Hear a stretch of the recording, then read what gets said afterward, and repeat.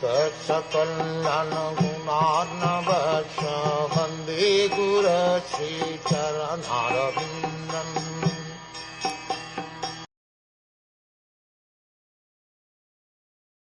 The great sage Maitreya continued.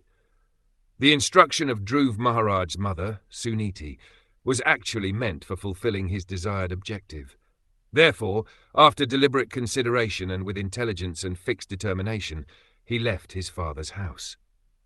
Both the mother and the son were lamenting Dhruva Maharaj having been insulted by his stepmother and his father not having taken any step on this issue. But mere lamentation is useless. One should find out the means to mitigate one's lamentation. Thus both mother and son decided to take shelter of the lotus feet of the Lord, because that is the only solution to all material problems.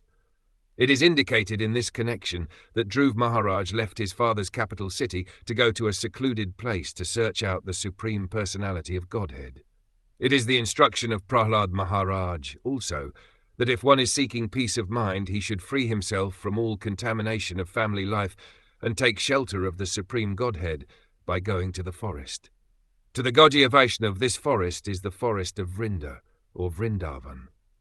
If one takes shelter of Vrindavan under Vrindavaneshwari, Srimati Radharani, certainly all the problems of his life are solved very easily.